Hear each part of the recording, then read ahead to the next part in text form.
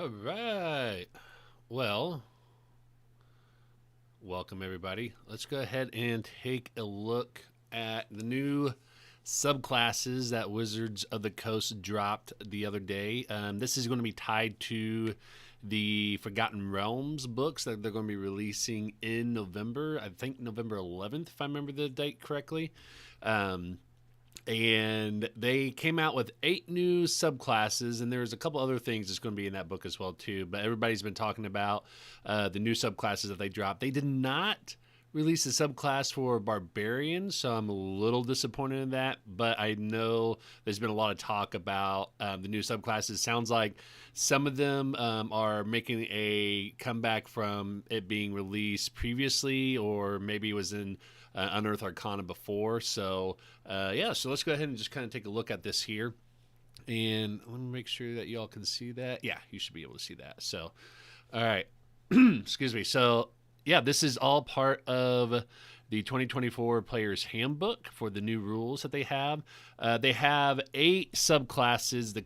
For the Cleric, they have Knowledge Domain, Fighter, Purple Dragon Knight, and Wizard Blade Singer. So these are revised. So those are already existing. Purple Dragon Knight, I've heard a lot of people talk about it. Some people really enjoy it. Some people are not a fan of it. So it'd be really interesting to see what that is all about. I have not had any previous experience with that subclass. I'm really interested in that. Blade Sing, I've heard a lot of people talk about. Sounds like it's a really cool way to make a wizard a martial class in a way by using their magic for it.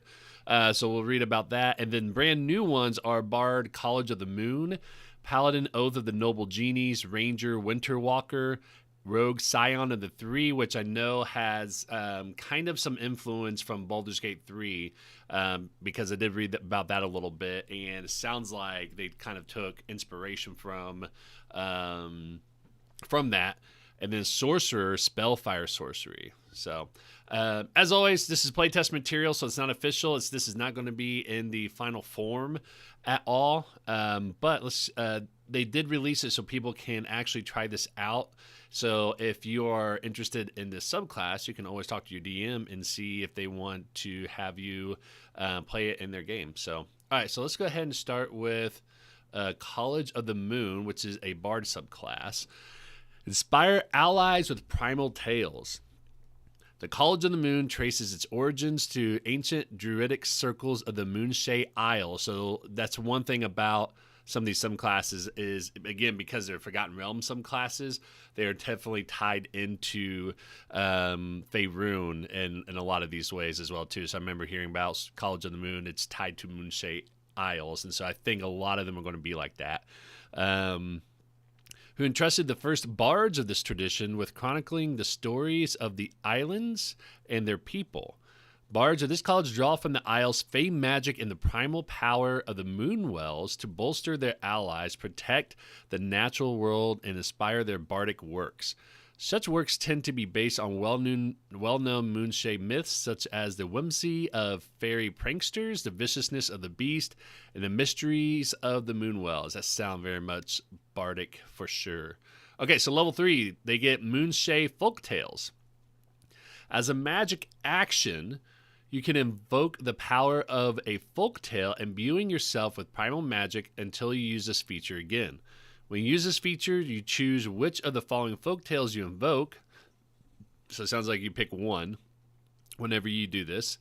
Your choice gives you certain benefits while this magic is active. And it sounds like it's active as long as until you go unconscious, I guess, because it just says imbuing yourself with primal magic until you use this feature again. So I guess the only way to lose it is when you cast it again, I guess. So.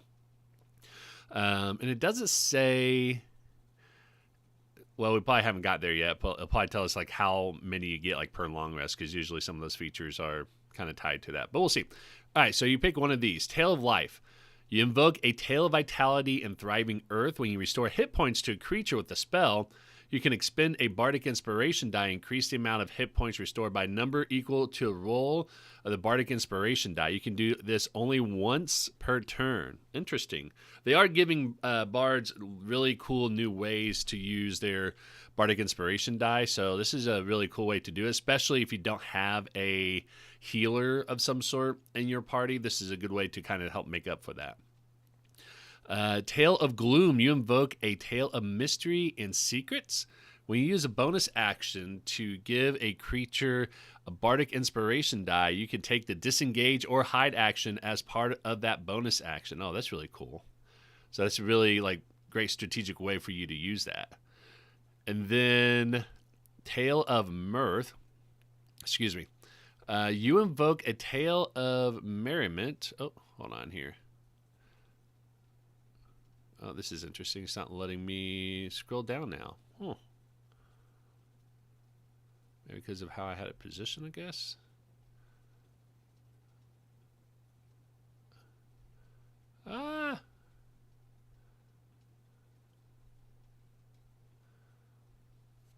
Interesting. Okay, hold on. Sorry.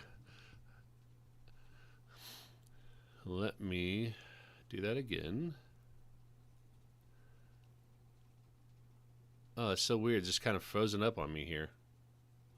Okay, hold on. We'll get to this here in a second.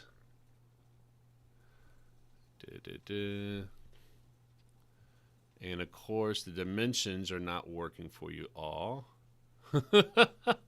Okay.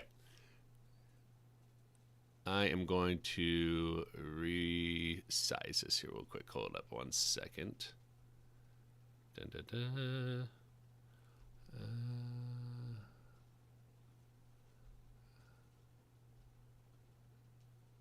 Yeah, hold on.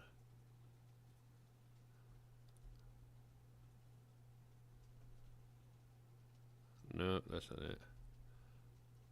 Here we go. Okay. So we got that. Let's go ahead and... Oh. Thank you for bearing with me here real quick. Hopefully we don't have this issue again, but we'll see.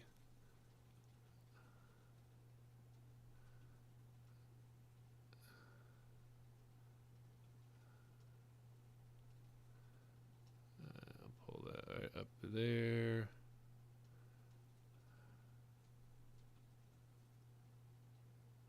Alright. And then we'll pull this down just a little bit more. Of course, it's not letting me do that.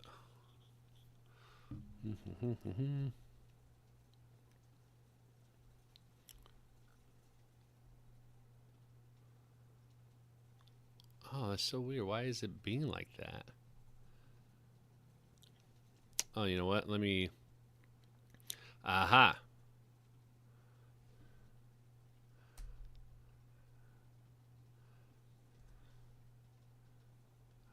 I know why now.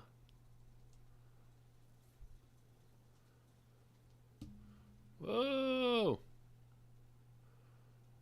Sorry, y'all. Let's hit refresh here.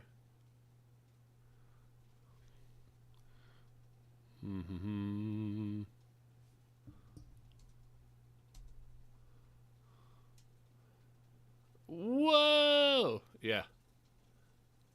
Alright, so I'm going to adjust the scale there to be 100%. Perfect. Okay, now we're getting there. Thank y'all for hanging in there for me real quick. I know it's all gone, Sam. Okay. So let's go ahead and zoom it down that way. Boom, there. I'll pull that up right there. And then I'm going to just crop this up here. In case you ever wanted a sneak peek of what goes on in OBS behind the scenes with someone streaming, this is things that we can do. Side of it. Okay. All right, so Let's see here. So we were on.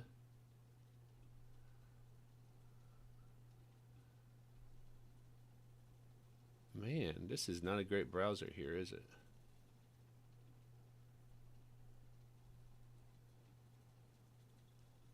Huh. If I did this. Yeah, that doesn't make it better, did it? Okay. So I'm going to hit interact. There we go. Now it's pulling up. All right. Sorry about that. Okay. All right. Tale of Mirth. That's where we left off at. You invoke a Tale of Merriment and Fey Guile. When an enemy you can see within 60 feet of you succeeds on a saving throw, you can take a reaction to expend a Bardic Inspiration die. The creature then must roll the Bardic Inspiration die and subtract the number rolled from the save's total, possibly causing the save to fail. So that's a really good way of kind of intervening. It's like silvery barbs without the silvery barbs, right? So what's interesting here is that it looks like when you use this feature, you choose which of the following folk tales you invoke. Your choice gives you certain benefits while this magic is active. So for some of this, let's see here. So some of this, you got to have to like know what you're doing ahead of time, basically, because you got to spend a magic action to do this, which you could probably do outside of combat, since it doesn't really have an expiration until you cast it again. But yeah, then you just kind of stick to one and go with it, basically. So it's either you can either be a healer, you can give yourself a benefit of disengaging or hiding. So kind of, as a bonus action, basically, whenever you do that. Or you can use a die to force somebody to subtract from that Bardic Inspiration. So, but you got to expend that die, basically. So it just kind of gives you like a little bit of benefit there. So sounds like that action lets you change your stance. Yeah. All right. Then level 3, Primal Lorist. You learn You learn Druidic and one cantrip from the Druid spell list. It counts as a bard spell for you, but doesn't count against the number of cantrips you know. So that's a nice little, like, almost like mini feat you get there. But it's just one cantrip. Additionally, choose one of the following skills: animal handling, insight, medicine, nature, perception, or survival. You have proficiency in that skill. Ooh, nice. Level 6, and all those actually make sense as well, too, because those are all wisdom based. And this is kind of, getting your subclass from the Druids of Moonshade Isles. Level 6, Blessing of the Moonwells. You always have the Moonbeam spell prepared, which is a really good spell. I really like that. As a bonus action, you can cast a Moonbeam without expending a spell slot. So this is actually really cool because now you can do that and use your magic action to cast another spell, since they changed how you can cast spells. It's no longer one of those weird, if you cast a spell as a bonus action casting time, then you can only cast a cantrip, and it gets like really weird with that. Now they just say that you can only cast a spell with a spell slot once per turn. So if you have some sort of ability or feature that allows you to cast a spell without expending or without using a spell slot, let me say it that way, then you can do that. So that's things like cantrips or features like this where you can cast it without expending a spell slot. When you cast it using this feature, you glow faintly while you maintain concentration on the spell. While glowing, you shed dim light out to 5 feet, and whenever a creature fails a saving throw against the effects of this moonbeam, another creature of your choice that you can see within 60 feet of you regains 2d4 hit points. That's another good one, too. Once you see this feature, you can't use it again until you finish a long rest. That makes sense. You can also restore your use of it by expending a level 3 plus spell slot. No action required. Okay, so it allows you to basically use a level 3 or higher spell slot to cast it again if you want, which a lot of those abilities are like that. Then level 14, Bolstered Folk Tales. The power of your Moonshade Folk Tales improves when you use your Tale of Life or Tale of Mirth. Okay, so Tale of Life and Tale of Mirth is the Tale of Life is the one that allows you to add hit points to when you heal, and then Tale of Mirth is the one where you force somebody to roll a D6 or your Bardic's die, let's say that, because at level 14, I think it's at D10, if I remember correctly. But at that point, you would use that for the Bardic die and then minus that from the saving throw. So when you use your Tail of Life or Tail of Mirth, you can roll 1d6 and use the number rolled in place of expending a Bardic Inspiration die. When you use your Tail of Gloam, you can also teleport up to 30 feet to an unoccupied space that you can see as part of that bonus action. That's not bad. That's actually pretty good. That's something that allows you to be a little bit more versatile and kind of give you some options on how you want to use that. Overall, I think it's fine. I don't think it's as great as some of the other ones that I've seen, but it's definitely has its uses. It's definitely like a really good support role. So the stance is seen similar to the effect of College of Spirits in 5th edition. That one is a random table of stories that you give as an alternative Bardic Inspiration. You use Tales. Oh, okay. I am not familiar with College of Spirits. Is that in the player's handbook or is that in a different source? Like maybe Tasha's? Okay. Hey, how you doing? All right, Knowledge Domain Cleric. So this is one that, again, already existed, so it's just being revised for the new Forgotten Realms book. Knowledge Domain values learning and understanding above all. Clerics who tap into this domain study esoteric lore, collect old tomes, delve into the secret places of the earth, and examine the process of the mind itself. So... Hey, August. Tasso Zan, I forget. Yeah, like I don't think it's one of the main ones in the player's handbook, but I could be wrong too. So it's been a while since I've looked through that. Gods of knowledge vary from masters of arcane magic to patrons of craft and invention. To them, knowledge is more valuable than material wealth, and desire to learn is an act of worship. Libraries, universities, and other institutions dedicated to education also draw on the power of knowledge domain. On Faerun, clerics of the knowledge domain worship deities of learning and ingenuity like Agama and Gond. Makes sense. Other powerful deities such as Asmodeus, Mistra, Savras, and Jurgle. Jurgle! Which, by the way, my cleric is a war domain cleric that I'm playing in a game, and they're following Jurgle, who, if you have been playing Baldur's Gate 3, spoiler warning if you haven't yet, Jurgle is Withers, basically. So I'm glad to see this because I feel like Jurgle is one of those ones where you talk to people like, oh, they're not really a deity. Well, they are. They're not. So I'm glad to see this actually kind of confirms it for us. But yeah, I'm actually playing a War Domain Cleric who is following Jurgle. Actually, not because of Baldur's Gate 3. It has a nice tie-in to that, but I was just reading a little bit more about the Church of Jurgle, and it sounded really cool. And it just kind of sparked a story for my character of him kind of leaving, following Temper, I think is the God of War, if I remember correctly. And following Church of Jurgle. It's a really cool story. I'll tell you about it some other time. So, also count clerics of the knowledge domain among their devotees and do less common divinities like Denir, the scribe of Agma, and Azuth, servant of Mistra.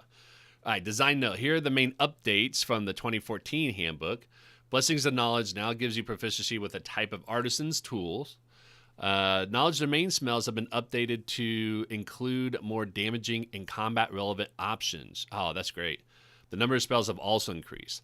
Mind Magic is a new feature that allows you to expend a usage channel divinity to cast one of your domain spells without expending a spell slot. Again, they're just allowing us to, use our resources in a little more versatile way, basically. And then Mind Magic. Oh, shoot. Of course, I don't know what is going on here, but let me see if I can fix this somehow. It's being weird. I don't know what is going on here. Annotations. I don't want to do that. Okay, hold on. Let me get off of that, and then let me hit interact again. See if that helps. Yeah, it's not letting me scroll again. This is being really, really odd. Let me see if I do present.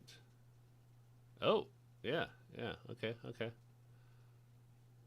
It's a little bit unnerving here. Maybe if I hit down. Okay, that looks like that works well, actually. So, okay.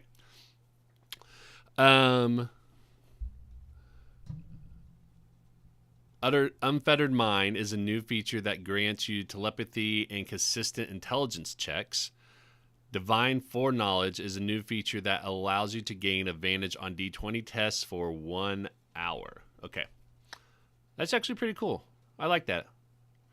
All right, so level 3, and I'm going to move this over here a little bit so that way I can see this a little bit better.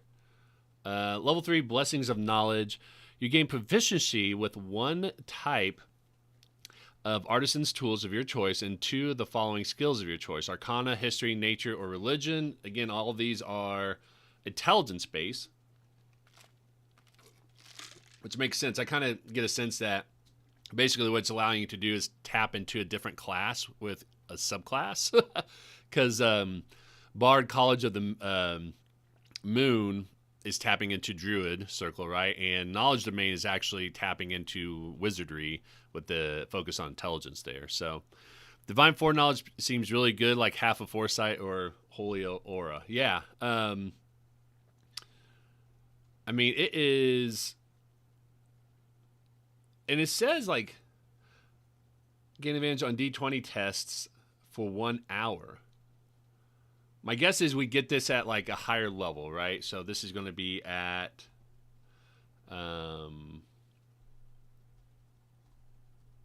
Oh, it's being weird again. Sorry, guys. Hold on.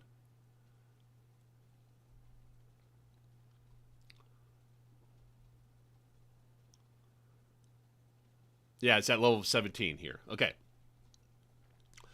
Why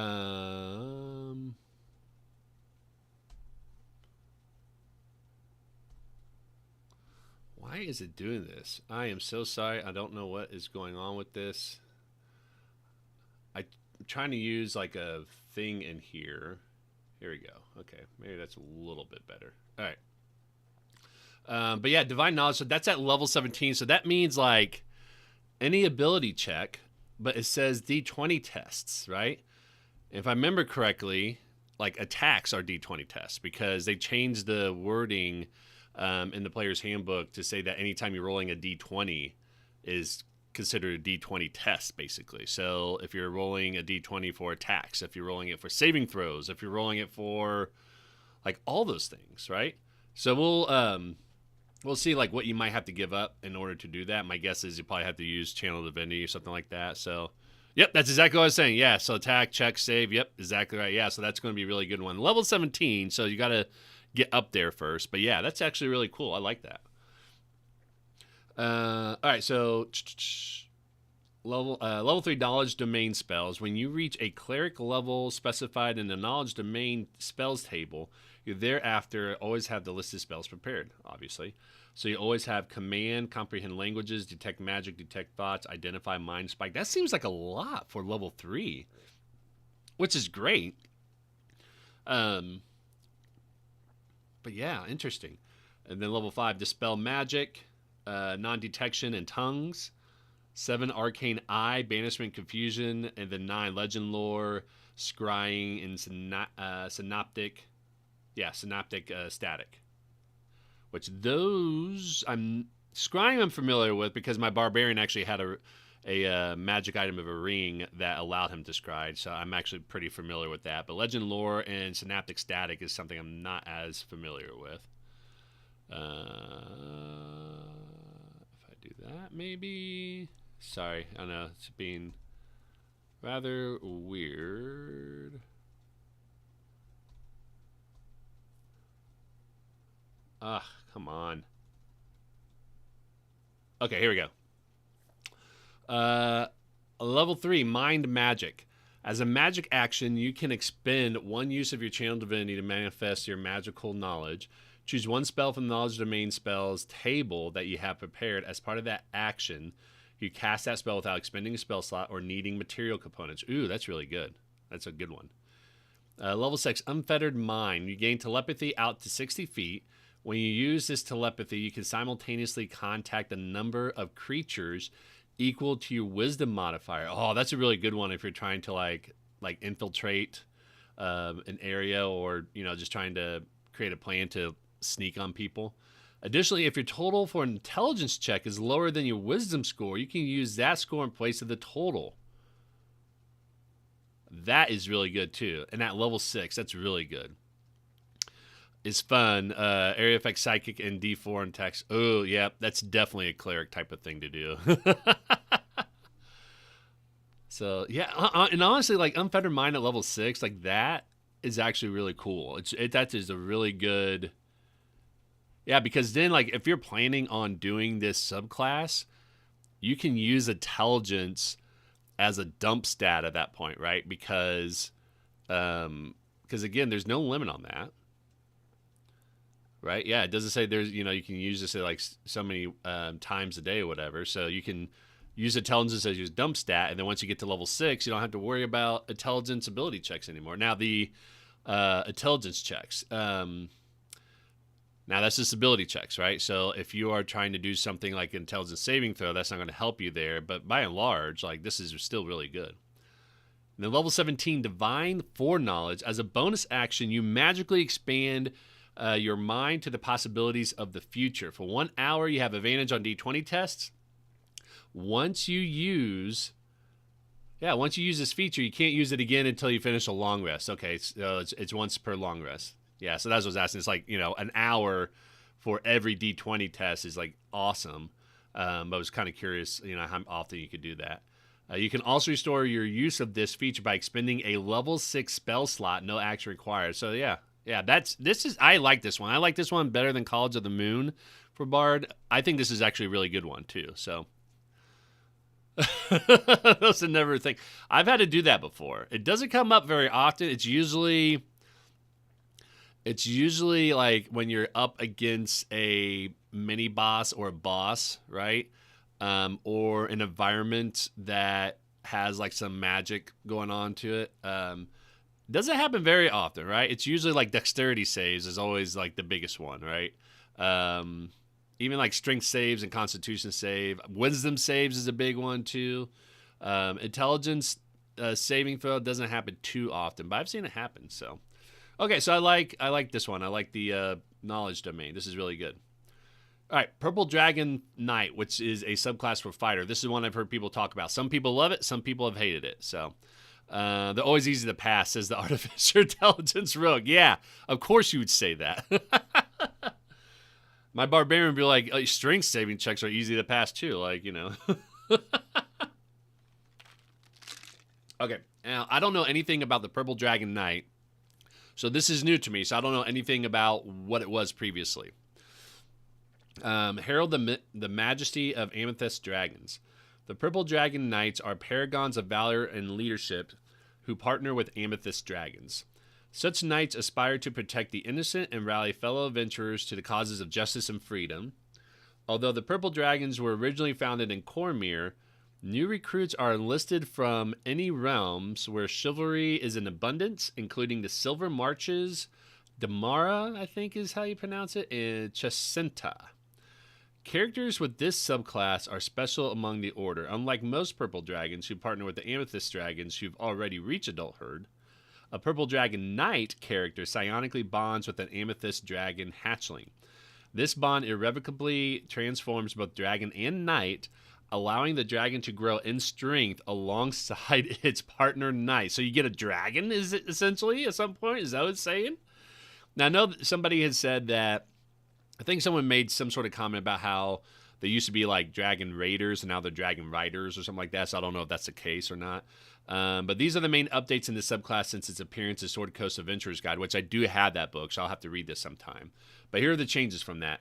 Knightly Envoy, which is formerly Royal Envoy, has been moved to level 3 and now lets you learn an additional language and cast a Comprehend Language spell as a ritual. Purple Dragon Companion is a new feature that gives the Purple Dragon Knight a dragon companion. So yeah, you do get a dragon for this. Oh my gosh. I would like to rage perceive what lurks in the darkness. Yeah, I know. Like, I'm not complaining about that. I made a joke about how, like, when barbarians rage now, they can use their strength score to do a stealth check, right? Like, that just blows my mind. Like, I think it's funny. I'm not complaining about it whatsoever, but part of me is always like, is strength really how people hide, right? And a lot of people made the comparison about, well, you know how like Batman scares, those guards and they're like, I didn't see anything. I'm like, yeah, but that's intimidation. That's not stealth, right? Now, some people say like, sometimes you might get so angry that you're focused on the task at hand, and I can buy that, right? Like, I can see that where someone, the thing that comes into mind is Mel Gibson's character in The Patriot when his son was just killed. Like, he was raging, but he was also like so honed in on his skills that he was focused on that task at hand, right? So I can make that argument and see that argument about how when they're raging that they can really focus on succeeding and stealthing because of that, right? Free dragon. Yes, I know. That's what I'm saying. As dragon companion. So we're going to read a little bit more and see what that says. But yeah, you get a dragon companion. But the focus would be wisdom, not strength. If you're talking about the barbarian, the way it says that if you rage, then you get to use your strength score or your strength modifier instead of whatever ability that calls for usually. So for stealth, that would be dexterity. Well, you can use strength instead of that. The other one is survival. Survival is a wisdom one. So I was doing some Discord maintenance. That's all I heard. Yeah. So you get a dragon companion, but I haven't got to that part yet. We're just reading through like what the changes had happened from its original introduction from the Sword Coast Adventurers Guide. But yeah, it says you get a dragon companion. We don't know when yet, so we're going to get to that. Dragon Rider is a new feature that improves the Dragon Companion, allows you to heal it with your second wind, and ride it in a limited capacity.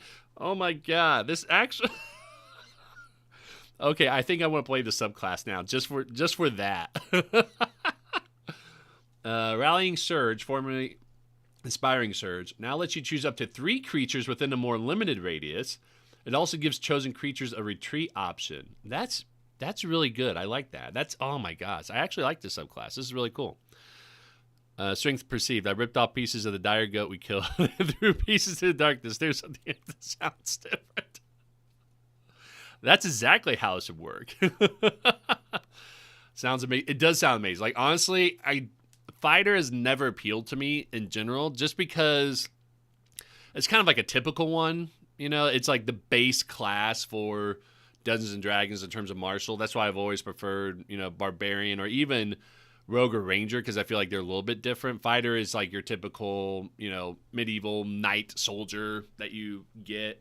But this subclass, I probably would go just for that. So, and that multi-class with fighter, like fighter has some great benefits, but I never had an interest in playing just a class.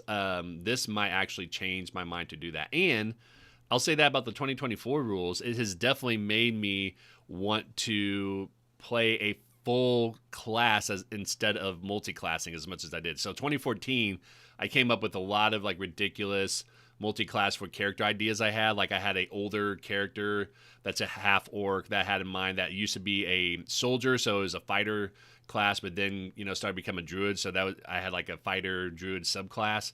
Now with 2024 druid, there's actually a warden option at level 1 where it allows you to gain some similar benefits. Not all of it, because you don't get weapon properties, weapon master properties, or second attack. So there's still benefit in multi-classing. But at least if you want to have a druid that can do, kind of a I can hold my own in a sword fight type of thing, you could definitely do that, right?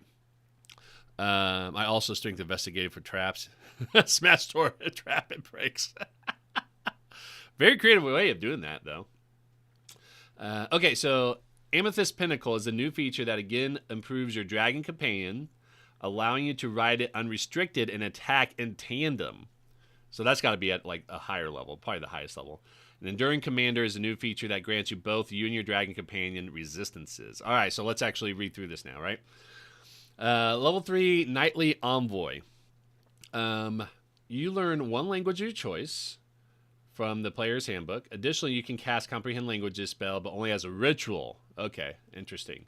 Intelligence is your spell casting ability for it. So they're still leaning into you have to have intelligence for any sort of spell casting for fighters, which makes sense. Level 3 Purple Dragon Companion. You are bonded with the Amethyst Dragon hatchling that serves you as your Purple Dragon Companion. Uses the Purple Dragon Companion stat block. I wonder where that one is at. I wonder if that one's... I don't think I saw that in the player's handbook, so I wonder if that's going to be in the monster manual. The Purple Dragon is friendly to you and your allies and obeys your commands. The dragon in combat. In combat, the dragon acts during your turn. This is at level 3, so as soon as you take the subclass, it can move and use its reaction on its own, but the only action it takes is the dodge action unless you take a bonus action to command it and to take an action in the stat block or some other action. If you have the incapacitated condition, the dragon acts on its own. Isn't limited to the dodge action. Oh, that's a change. I wonder if that's another change that other ones have. In terms of being able to do things when you're incapacitated. So that's really interesting. It should say is accepted your undying pledge of minionship. I mean, there's nothing to stop you from doing that, right? Like, all right. And then resurrecting the dragon, which I apologize. It looks like that is going to get cut off for you there a little bit, but I'm just going to read it. You're only missing like a couple of lines, but that's okay. Resurrecting the dragon. If the dragon companion has died within the last hour, you can take a magic action to touch the dragon and expend a use of your second wind. The dragon returns to life after 1 minute with all of its hit points restored. I don't think there's another creature or another class that can do that with their companion. So that's actually really cool. And it makes sense because you have that special bond with that dragon, right? All right, so let's see if we can go to the next page, if I can figure that out.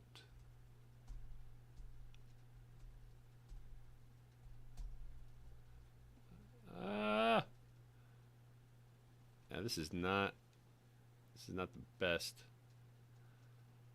Yeah, I'm gonna have to just use like a straight up web browser next time. Sorry, all. Here we go. Okay. Oh, and there was more to it. Otherwise, you can perform a 1-hour ceremony to resurrect the dragon. This ceremony can be performed as part of a short rest or a long rest. That's interesting because if you want the benefits of a short rest, you can't do a lot of, right? Like you can't do like, you can do light activity. So I wonder, I mean, it just says, otherwise you can perform a 1-hour ceremony to resurrect the dragon. This ceremony can be performed as part of a short rest or a long rest. So that's actually pretty interesting. I wonder how DMs would kind of rule that, like if they're wanting to recover hit points, but do this as well, if they allow them to do it. I mean, depends on how intense the ceremony is, right?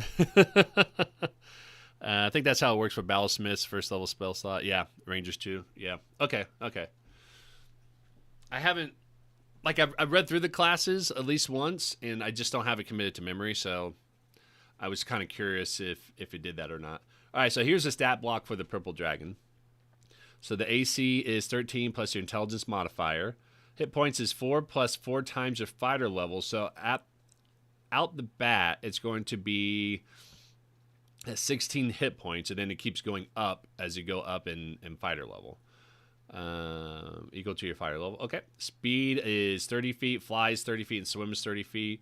It's pretty strong. It's pretty dexterous. It has a pretty decent constitution. This is what's interesting. This wisdom score is higher than the charisma, which usually dragons are known for being more charismatic, but wisdom makes sense too, because I know they're pretty high in either one of those two. So, but intelligence is a -1. Yeah, that's interesting. Okay. My read of that is that it is a light activity. Oh, from that, yeah. I mean, that's the thing. It doesn't say it's a light activity, but maybe there's something that says, like, if you're doing a ceremony, it's not considered rigorous. But, yeah, I mean, it just says can be performed as part of a short or long rest. Yeah. Yeah, that one's a little vague, I think, in terms of how you might want to interpret that. But, anyways. Has dark vision.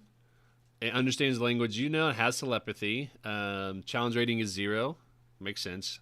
Its proficiency bonus is equal to yours. Can breathe both air and water. Add half your proficiency bonus, rounded down to any ability check or saving throw the dragon makes, so that's good. Rend. Excuse me, sorry. Melee attack, which is 3 plus your intelligence modifier. I find that very interesting. I mean, it makes sense, but it's always interesting. Gravity breath, twice a day. Constitution saving throw, 8 plus your proficiency bonus and your intelligence modifier. Each creature in a 15-foot cone. Failure, the target is either pulled up to 15 feet straight toward the dragon or pushed 15 feet away. Oh, not bad. See, again, it kind of gives you a dragon, but, kind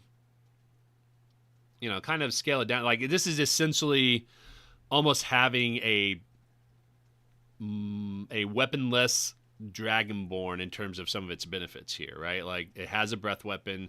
It can do a melee attack. Obviously, Dragonborns can't, well, they can fly now, but it has an extra action for like 1 minute. But yeah, so at least you get some sort of benefit on that. And that one's not like, it's not dealing damage. It's just kind of something that you can use tactically, which again, fighters are usually tactic, right? Yes, I may know a bit too much offhand. No, that's fine.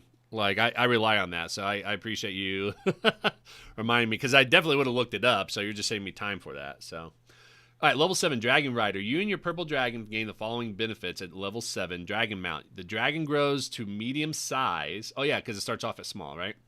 Because it's a hatchling. Excuse me. You can use the dragon as a mount if you're medium or smaller, but while you're riding it, the dragon falls at the end of the turn. Ooh, okay. Interesting.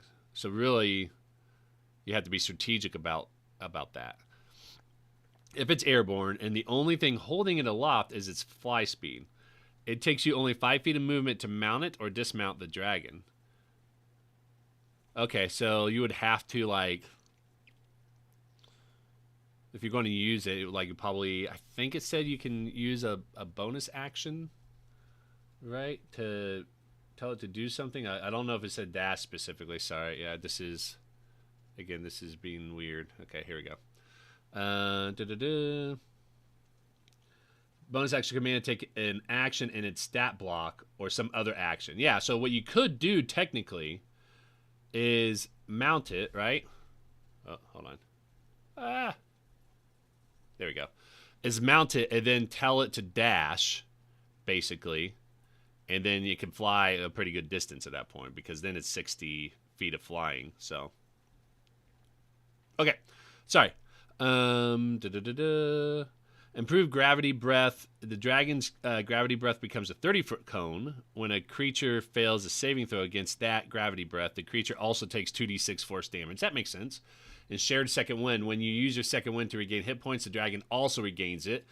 Equal to 1d6 plus your fighter level, and it regains 1 use of its gravity breath. Man, that's pretty good at level 7. So, if it's a mount, would it get its whole speed? I mean, I would assume so, right? Like, you would be riding it, because I think it said with mounting rules, the control mount. Yeah. I mean, I don't see why not, because basically what it's saying here is that you have to... It says it only takes you 5 feet of movement to mount or dismount the dragon, which I think in the rules, it's typically 10. So it reduces the amount of movement you have to mount it. And then if you're on it, I think it goes with you, basically, right? So, and that's why I think they say it takes its turn like immediately after yours, essentially. So, all right. Level 10, Rallying Surge. When you use your action surge, you can choose up to 3 allies within a 30-foot emanation originating from you. Each ally can take a reaction to use one of the following options. Ooh, okay. When you use an action surge. So this must be in addition to action surge. Like, you still get your benefits of your action surge, but then you can do this, right? The advance. Ally makes 1 attack with a weapon or an unarmed strike. If your purple dragon is one of the allies using this advance, the dragon can make 1 rend attack. Okay. Oh, that's interesting. Oh, probably saying like it can only do it, like it can't use it. Oh, no, that's interesting. I wonder why they had that language in there. If your purple dragon is one of the allies using advance, the dragon can make 1 rend attack. Because that's... it only has one rend attack at this point, right? Interesting. I wonder if it's trying to imply that it can't like attack again. But then that would be, yeah, I don't know. Retreat. The ally moves up to half its speed without provoking opportunity attacks. That's a really good one. So Rend might not be a weapon. Yeah, but it says unarmed strike.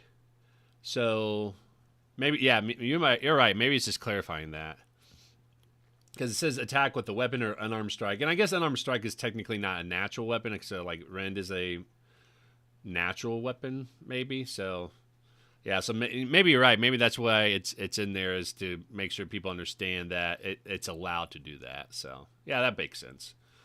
All right, level 15, Amethyst Pinnacle. So you and your purple dragon gain the following benefits. Superior mount. The purple dragon grows to large size now, and both its speed and its fly speed increase to 40 feet. Additionally, the dragon no longer falls at the end of the turn if it's airborne while you're riding it. So you're pretty much riding a dragon at level 15 and flying, and you don't fall. Tandem attack. When you take the attack action on your turn, you can forego one of your attacks to command the dragon to make one rend attack.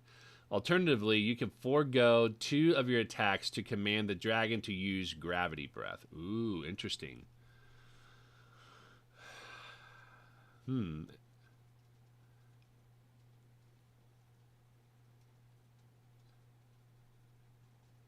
Interesting. Okay. So basically, you can just be a little bit more strategic about it. Because you could still take like your bonus action to tell him to make another attack, essentially. And you forego 2 of your attacks to do gravity breath. So, interesting. Get confused on the control mount rules. Oh yeah, why is that?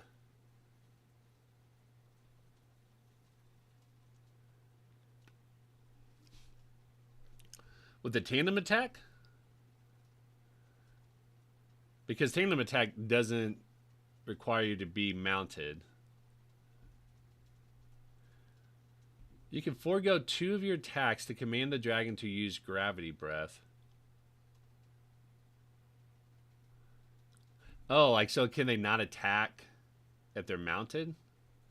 See, this is the part I'm getting tripped up as well, too, because it's like, why is this a thing? Because, like, is it just you giving your dragon, like, an extra attack, essentially, by you doing it this way?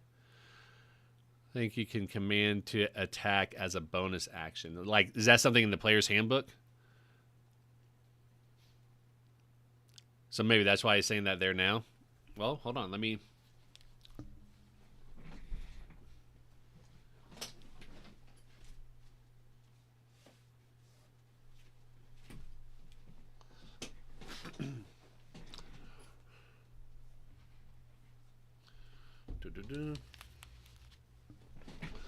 Let's take a look, shall we? In the player's handbook. All right, so let's look at mounting. And Sam, I'm sure you'll beat me to it because you know exactly where to find everything. You're really quick with this stuff. Mount, falling off, mounting on, travel, and cargo. Controlling a mount, 26. Okay, so let's go to page 26. Boom, right there. Controlling a mount. You can control a mount only if it has been trained to accept the rider. Domesticated horses, mules, and similar creatures have such training. The initiative of a control mount changes to match yours when you mount it. Oh, okay, so it actually has a different initiative, but once you mount it, it's the same initiative. It moves on your turn as you direct it and only has 3 action options during that turn. Dash, disengage, and dodge. Oh, yeah, you're right, Sam. Okay. A control mount can move and act even on the turn that you mount it. In contrast, an independent mount, one that lets you ride but ignores your control, retains its place in initiative order and moves and acts as it likes. Okay, I see why you're confused there, because that is a little bit confusing. Oh, and actually mounting it normally takes half your speed rather than down. So if your speed is 30, you spend 15 feet of movement to mount it. So this is still good because you only take 5 feet of movement on it. But yeah, so for mounting rules,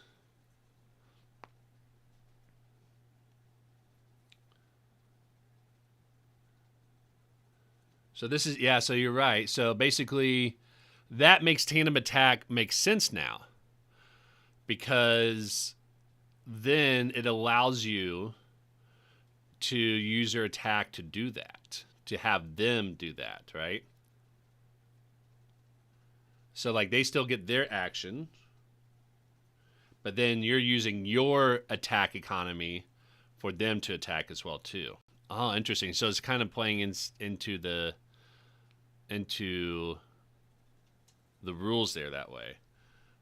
But as what we talked about with the bonus action here, let's say take a bonus action to command it to take an action and its stat block or some other action. And again, because you're not flying at this point, right? So if you weren't flying it, then that's when the bonus action comes handy. But when you start flying it, that is when you start getting restricted on what you can do. I just hope no one in any of my games ever mount anything, because that's going to be kind of a pain to have to figure out.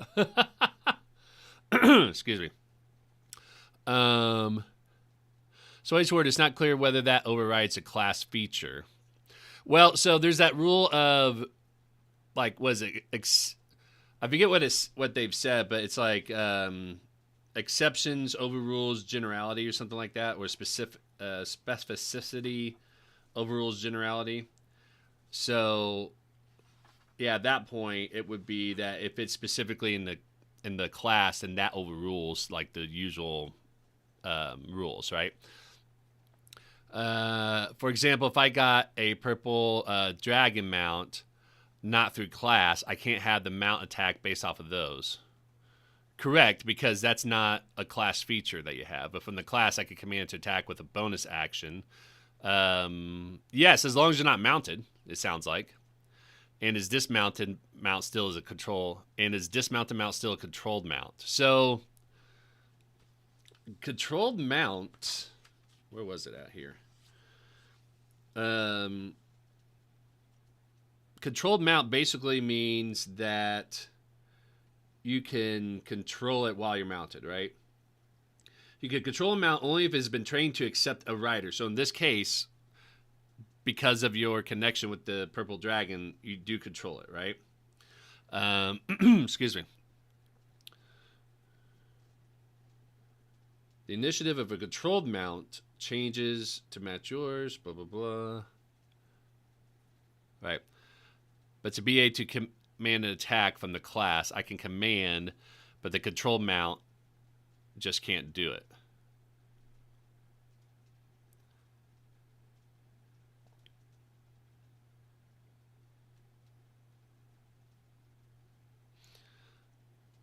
I think I know what you're saying.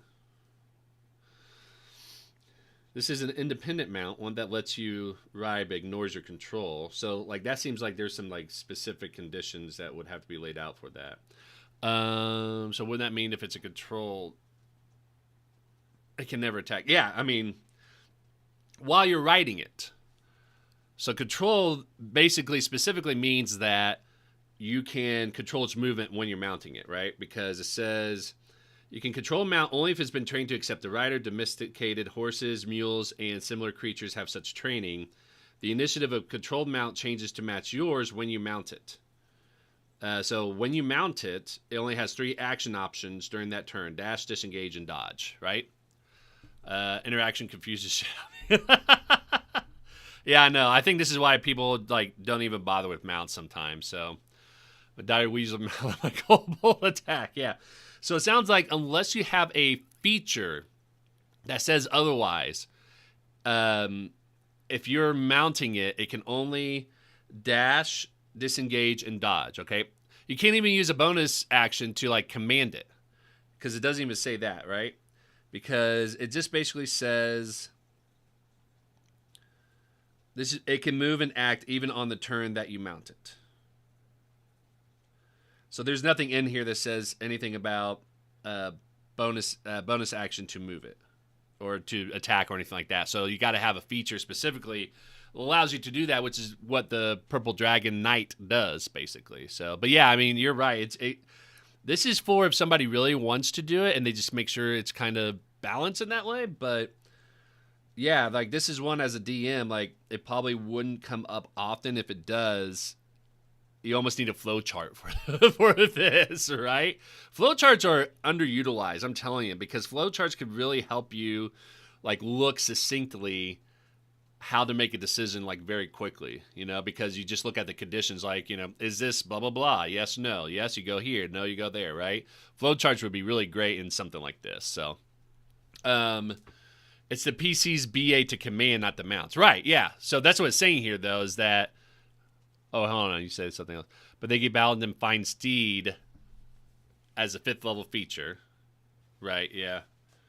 And that one, now I'm in here. Let me see if Purple Dragon's in here. I don't know if it is or not. Like I said, I don't think it is because I thought I would have remembered it. Yeah, it's not in here. Find Steed. Let me look that up here real quick because I can't remember. Again, I've read all this spells. You summon an otherworldly being that appears as a loyal steed in unoccupied space. This use the otherworldly steed stat block. If you already have a steed from this spell, the steed is replaced by the new one.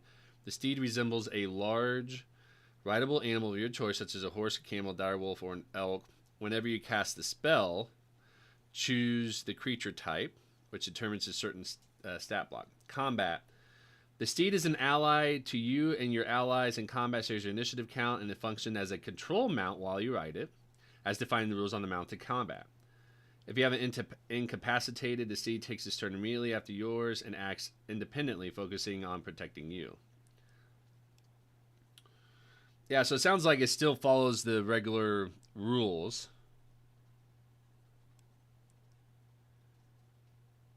So I think in combat, what it's saying here is that it's going to share your initiative count, even while you're not mounted, right? Because it basically says like that's what happens in combat. So it shares your initiative count, and it functions as a control mount while you ride it. Yeah. My name is Socks. He is a cranky, endless coffee beer. Of course he is. Let's see here. Not to mounts. Right, yeah. So you're using the PC. Did I say that wrong? You're using the player character's bonus action, not the creature's. Right, yeah, because the creature doesn't have a bonus action unless it says otherwise, which Otherworldly Steed does. So, yeah. And I don't think... Yeah, and Purple Dragon doesn't have a bonus action here. So, but yeah. Yeah, I think... I don't... It's definitely a lot of... Here's what you can and can't do.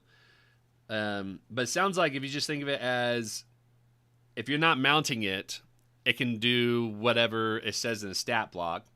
If you're mounting it, pretty much the benefit is you can use it to move, fly, if it's a purple dragon. And then I think there's some other thing that has a benefit to it in terms of combat as well, too, which I can't remember what it is, but I know there's like, rules with it. So yeah, mounting does get a little bit confusing. So if you have somebody that does that, or has that capability and wants to use that capability, you definitely have to be familiar with that. So control can't attack. Yes, if you're mounting it, if you're mounted on it, it can't attack. It can only dash, disengage, or I forget what the other one is. So find C stat block, have an attack in the stat block because it can attack when it's not mounted.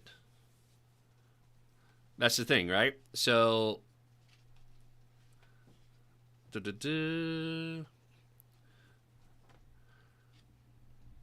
because mountable doesn't mean that you're mounted on it, right? Oh, hello. So I'm just seeing you guys' comments now. How you doing? From the Code Nation, Tim says hi. Hello, Tim. Thank you very much. It's very nice of you. Mounted combatant feats. Okay, so that feat. So read that. Let me go to that.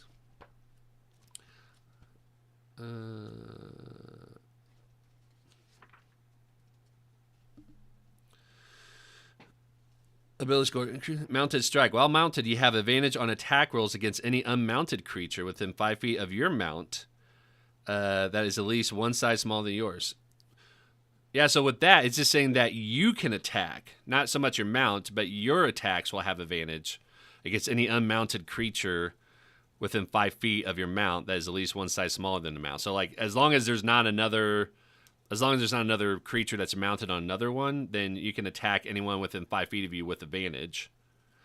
Leap aside. If your mount is subjected to an effect that allows you to make a dexterity saving throw to take only half damage, instead takes no damage. That's good. Veer.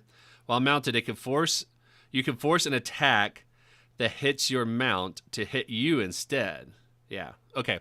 So that's how I'm trying to do it in the game tomorrow. Still don't understand. We will let it ride and see what happens, Sam. But yeah, like with mounted combatant, basically the only thing there, it doesn't change anything, I don't think, with Fine Steed or mounted combat or anything like that. Because it's basically allowing you to use the ability of, like, I guess being trained as using a mount in combat, as opposed to just being trained in mounting it. So mounted strike applies to you as the character, not the mount, has advantage on attack rolls. That's how I'm interpreting it. Are we on the same page with that, or is that different still? See, we were supposed to talk about subclasses, and now we're talking about the mounts and how that works. From the start, just don't try to use that mount to avoid figuring out the rules. Yeah. Yeah. I mean, I think that makes sense, reading it that way.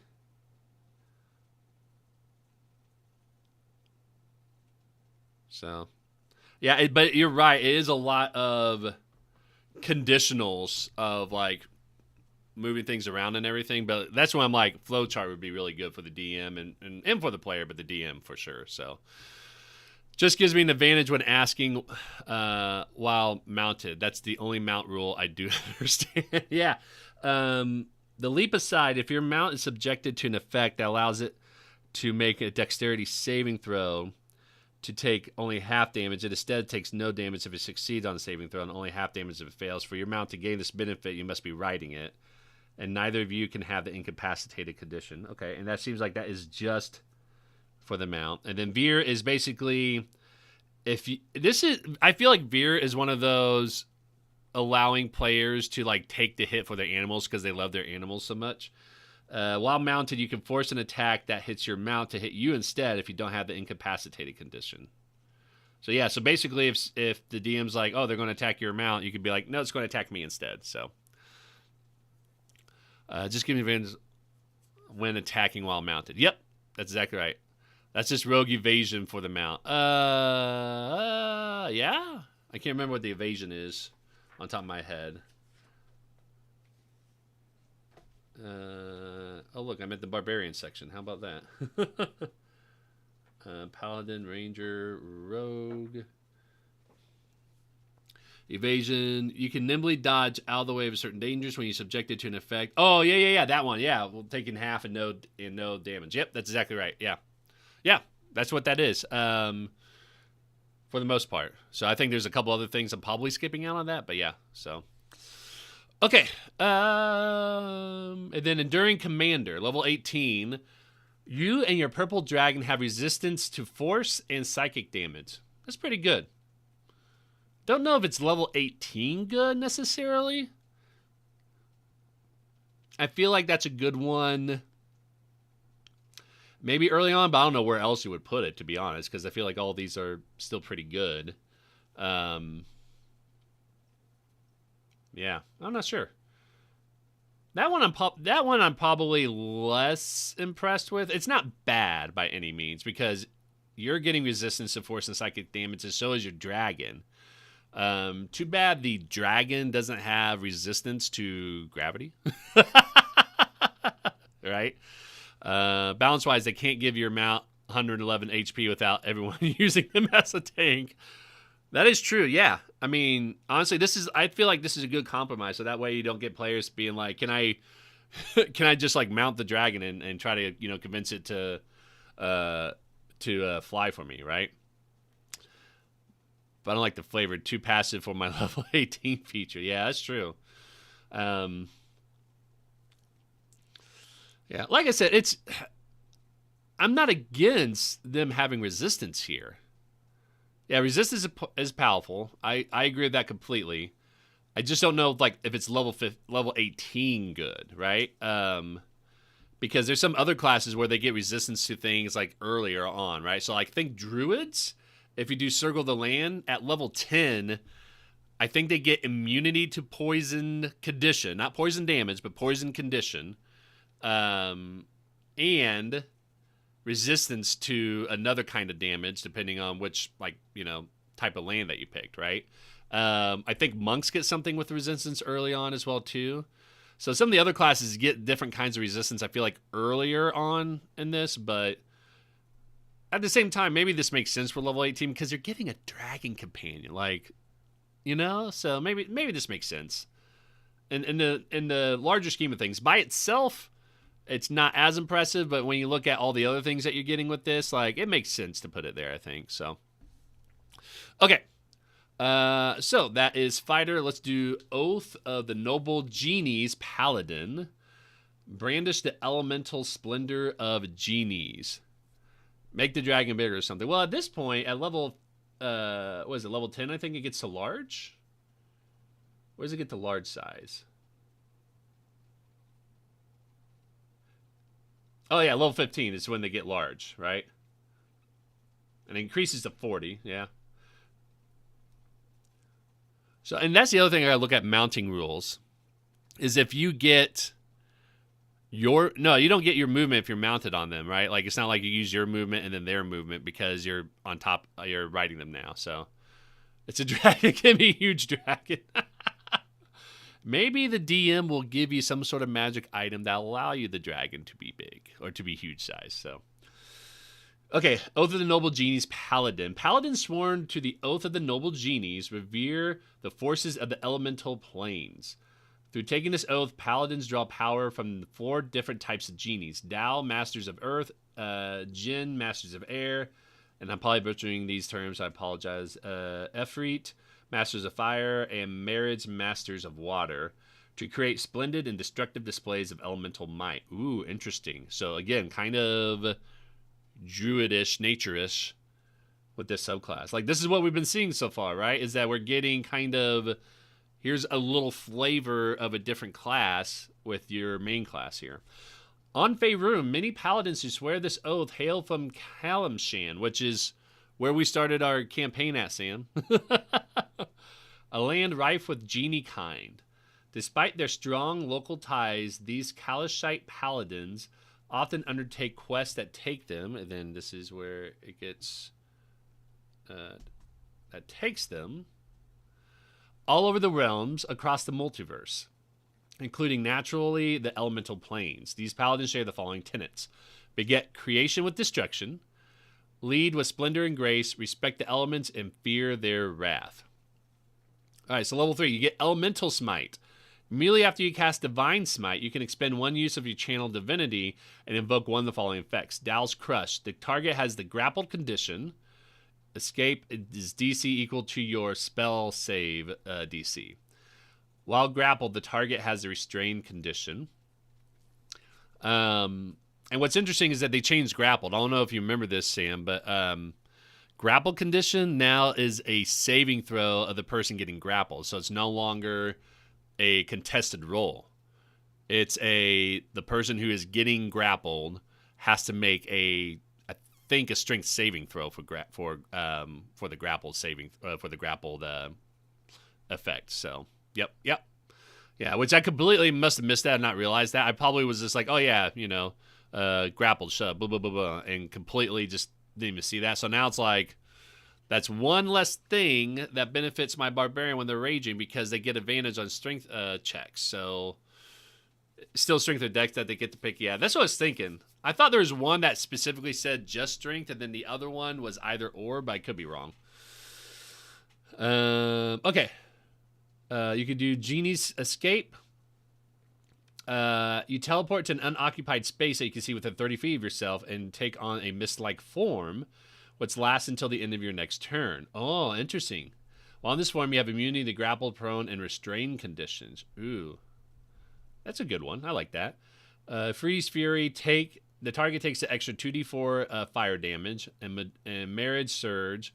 The target and each creature of your choice in a 10-foot emanation originating from you makes a strength saving throw against your spell save DC. On a failed save, the creature is pushed 15 feet away from you and it has a prone condition. So this allows you to kind of... I can't remember if Paladins get Weapon Master properties. I think they do. And so this is like another thing that they can do, right? Which Barbarians can do that. Like Barbarians have some features where they can do that with their... Berserker specifically, right? No, it's part of the Brutal Strike feature that all Barbarians get. So yeah, so this is kind of like that, but that comes at like level 7 for them. So yeah, that's what I thought. Okay, I was pretty sure. Like I was surprised that Rogue didn't get Weapon Master properties, but it kind of makes sense too because they're pretty good by themselves already, so they don't need it. And loses action escape. Yeah, so they spend their action having to do that. Yeah. All right, level 3 Genie spells. When you reach a Paladin level specified in the Genie spells table, you thereafter always have the listed spells prepared. Chromatic Orb, Elementalism, Thunder Smite, Mirror Image, Phantasmal Force, Fly, Gaseous Form, Conjure Minor Elements, Summon Elemental, and Banishing Smite, Contact Other Plane. Rose... Oh, they do? So who am I thinking doesn't get it?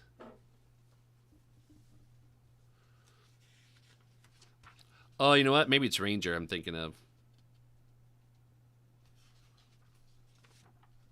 No, Ranger gets it. Yeah. Oh, Cleric. That's who I was thinking. Because I'm a War Domain Cleric, but I don't get Weapon Master property. That makes sense because Clerics are spellcasters, so... That's what I was thinking of. Never mind. But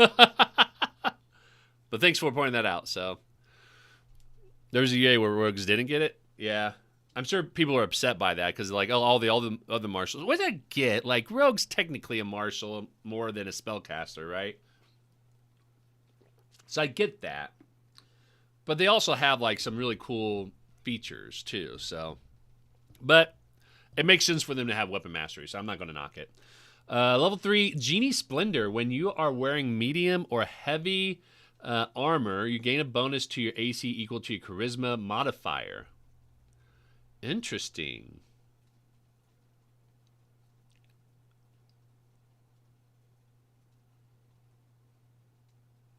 I wonder... You also gain proficiency in one of the following skills of your choice.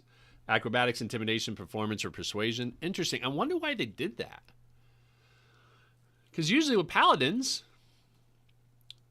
they can wear heavy armor, right?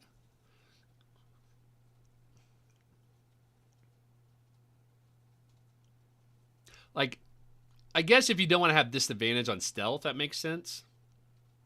If you have high enough charisma. So maybe it's one of those things like you're leaning into the charisma side as opposed to the strength side, maybe. So that's interesting.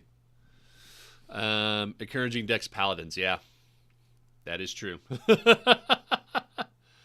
But again, like,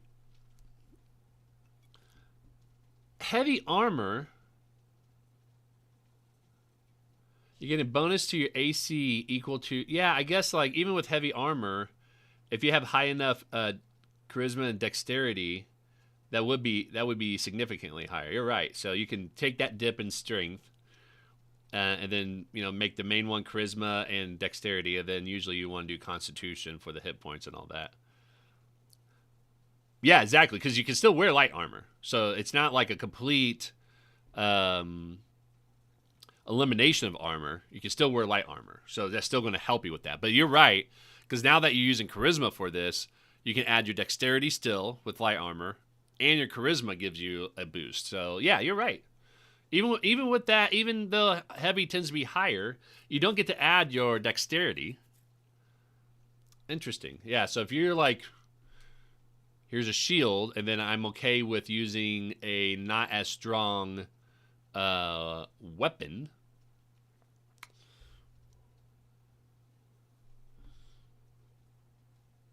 Because you can use your dexterity to strike, so. All right, level 7, Aura of Elemental Shielding.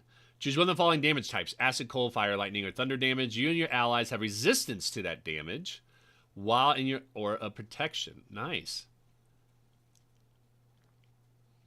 And that's a spell? No, that's a paladin feature. Let's see here. Paladin feature.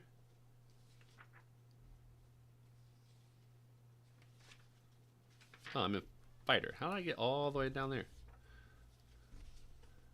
Okay, this is rogue. Ranger. Now I'm at paladin. Here we go.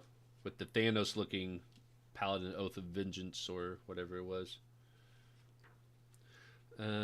Aura of protection comes at level 6. Yeah, that's right. So this is a 10-foot emanation that originates from you. So not as far, but while they're in there, yeah, that's still pretty good though. So you're kind of creating a dome of protection in a sense. And then they still get that bonus to saving throws. Gotcha. Okay.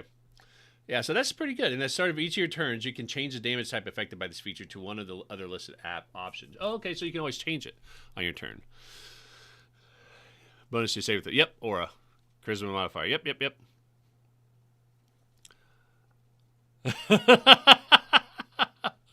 Slightly better unarmored defense, charisma and dex. I know, yeah, that's the thing. Like, they've been, which I get why they're doing it.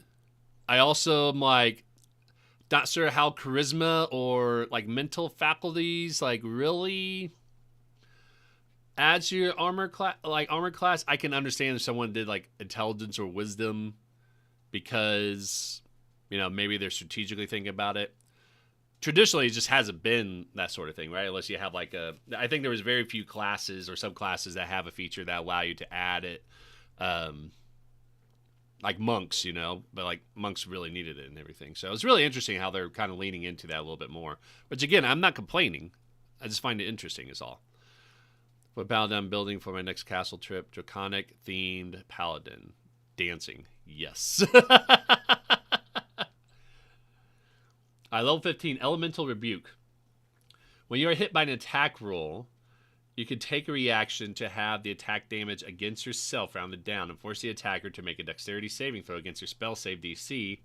On a failed save, the attacker takes damage equals to 4d10 plus your charisma modifier. The damage is one of the following types: acid, cold, fire, lightning, or thunder. On a successful save, the attacker takes half as much.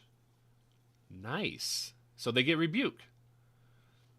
You can use this feature a number of times equal to your charisma modifier. And you regain all expended uses when you finish a long rest. I like that. And then level 20, Noble Scion. As a bonus action, you gain the benefits below for 10 minutes or until you end them. No action required. Once you use this feature, you can't use it again until you finish a long rest. You can also restore your use of it by expending a level 5 spell slot. You have a fly speed of 60 feet and can hover. Or minor wish, when you or an ally in your aura protection fails a d20 test, you can take a reaction to make the d20 test succeed instead. That's a good one. Yeah. I think this is a good elemental paladin theme. Again, this is Forgotten Realms, so it makes sense why they kind of did it this way, but I feel like someone could reflavor this as well too very easily just to be more elemental, more nature, you know, devotion of nature kind of thing, right? As opposed to devotion of the genies, I think is what it was called. Oath of the Noble Genies, yep. Gotcha. All right. Failed save to success. Yeah, failed check. A D20 test, yeah. Turn anyone's miss into a hit. Yep. Yeah, that's what I was saying. Did I say it wrong? I thought that's what I was saying. Maybe I was wrong. My apologies. All right, Winter Walker Ranger. I'm not going to lie. Every time I read this, in my mind, it's Winter Walker, Texas Ranger. So now I got to make a Ranger that has the Chuck Norris aesthetic to it. 10 minutes can't fail anything. Yes, but it's a reaction. So it's something that when you're an ally of your protection failed D20, you can take a reaction. So it's not like unlimited in that sense, but yeah. So, and chances are, they're not going to all fail and all that, but yeah. So one success around out of combat though. That is true. But it still says it's a reaction though. So how does that work when it's out of combat, right? See, that's the part that gets a little bit weird because sometimes you're not taking initiative order to do that, so it's like it's really odd, I guess. But yeah, I think at that point the DM will probably. I mean, if I was a DM, yeah, but there are things or activities that you do in game that takes like 10 minutes, right? Like if you're searching, for example, if you're in a room searching for something. They say that usually that's 10 minutes, right? So you could say you're investigating something and you succeed pretty much by doing that. But yeah, like DMs would definitely have to be more cognizant of the time lapse in the game because this is 10 minutes. Barbarian's Rage is now 10 minutes and they have to, bonus action every single time to extend it, blah, blah, blah, So at that point, I'm just like, you just get a full 10 minutes. We're not going to do this whole bonus action every 6 seconds, right? Infinite out of combat. Each check, whatnot, is still in action. Oh, yeah, not surrounding the interaction. Yeah, that's the thing, right? Is because technically you're using a reaction for it. So I wonder if that is like their way of giving DMs an option. Like that's the one thing I do like about 2024 rules that it seems like it's giving people more permission to do what you will with it, basically, right? That's what I like about it, is that it allows you to, like, it tries to be less crunchy by saying do what you will with it, and that's however you want to play. So that's how I would see it. Again, it's one of those things where depending on the activity you're doing, like especially if you're investigating, it's like, that's going to take 10 minutes, so you're going to be able to just succeed in the one thing that you're doing, basically, right? But yeah, so... All right, Winter Walker, Texas Ranger. Withstand the horrors of frigid wastelands. I like this already because I'm a big fan of anything tundra theme. Winter Walkers hone their craft in the bleak and frozen wilds of places like Icewind Dale. Rind with ice. Let me move my microphone this way here so you can hear me better. Rind with ice, these ruthless rangers hunt the monsters that haunt Arctic wastelands, eventually becoming frigid terrors themselves. More so than any other rangers, I'm sorry, you're not seeing this right now, of Icewind Dale, Winter Walkers are known to be what? So what we need to do is get to like an even page here. I know, sorry guys. I really need to figure out like a different interaction here. Okay, here we go. Versed in the paranormal phenomena specific to the realm, including the latent magic of fallen Netherese cities, endemic monsters like Yetis and Crag Cats, and the rising threat of the Underdark invaders. In exchange for their cold pragmatism, terrifying magic, and mastery of the region, these Winter Walkers are regarded with equal parts respect and fear. 10 Town citizens say that it is Winter Walkers' frequent exposure to malignant entities that gives them their fearsome powers. Many, I don't know how to pronounce it, Ragged nomads, on the other hand, believe that nature spirits bestow Winter Walkers with a unique curse. But even if it takes 10 minutes, you're still making roll. Yeah, but like probably just the one roll, right? Like you're not going to be like, oh, I'm going to do investigation, perception. Like I'm going to do all the skills so I can succeed automatically. But again, if you're like, I want to find something, here's what's the interesting thing about that is this says you succeed. It doesn't say like how high, but that you succeed. So it's one of those things where sometimes they might be like, there's a different DC for like this sort of information or something like that, right? Not very often, but there's a possibility. So if it just says you succeed, it still can be limiting depending on what is in there and what's happening. according to the DM. So they'll just have to kind of figure out like how they want to handle that, basically. But yeah, you automatically succeed in that, right? So it is a good feature for that subclass.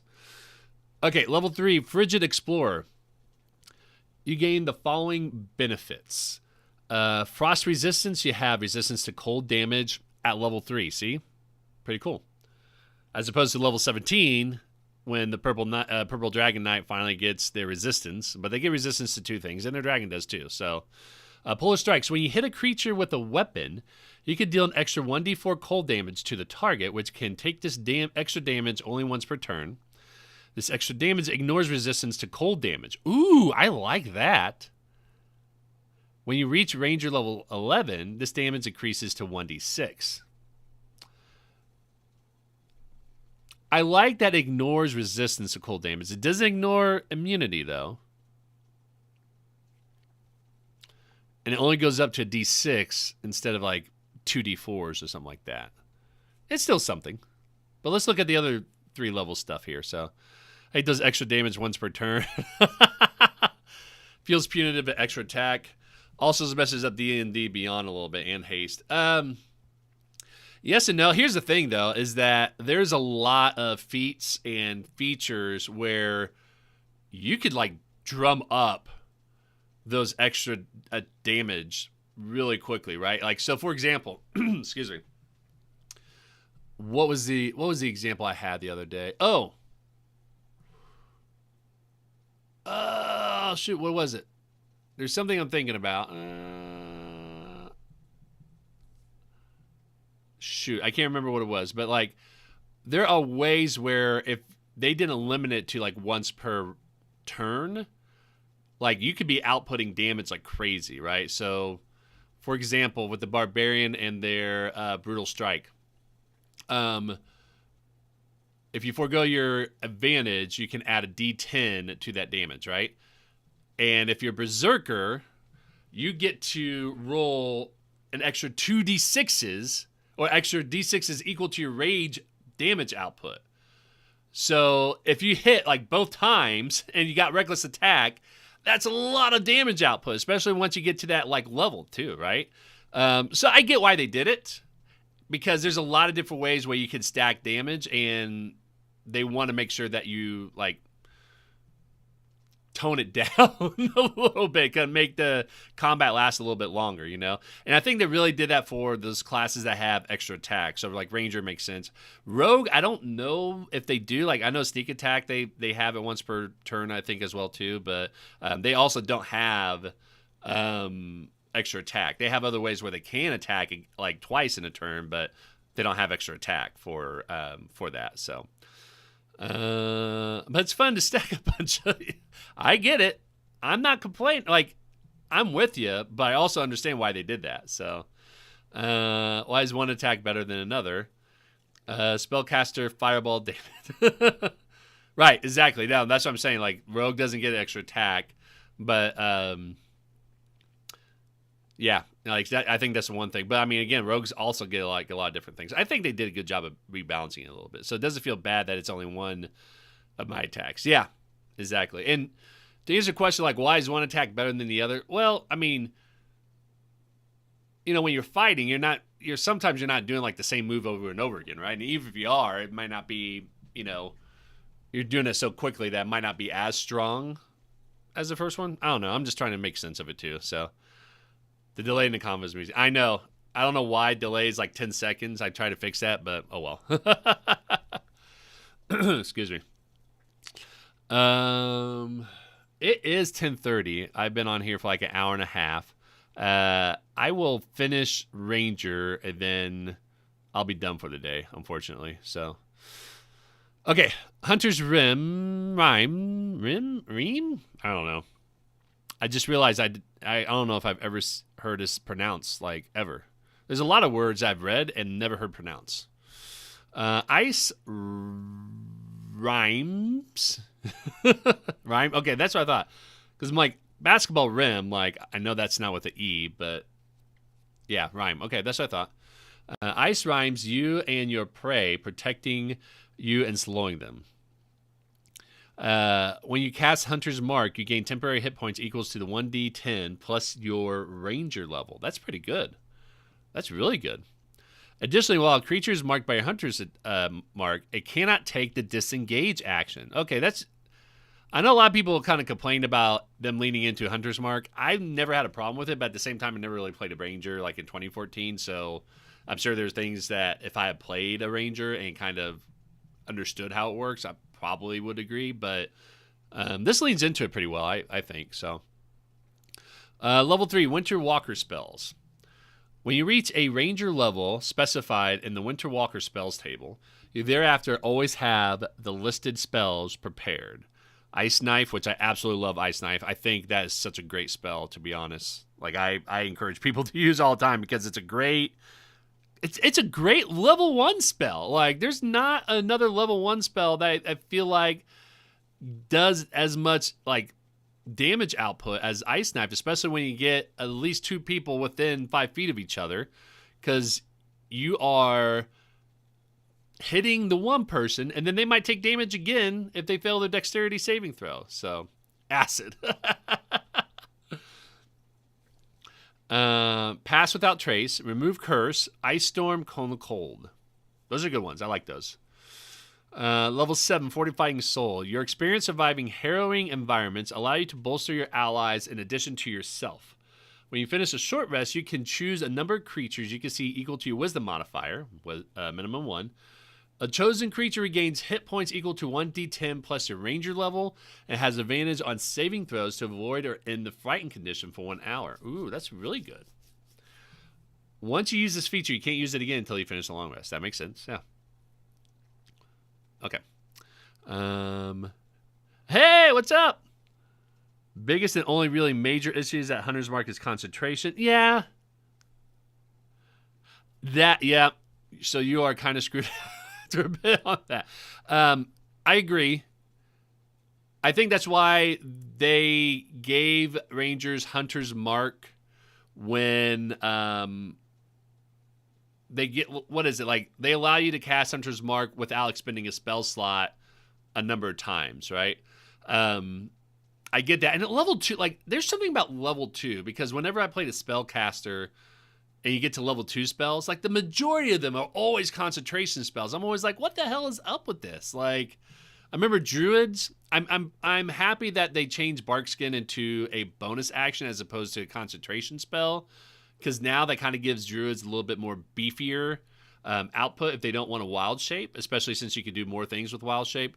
But yeah, level 2 spells are just all like the majority of them are concentration.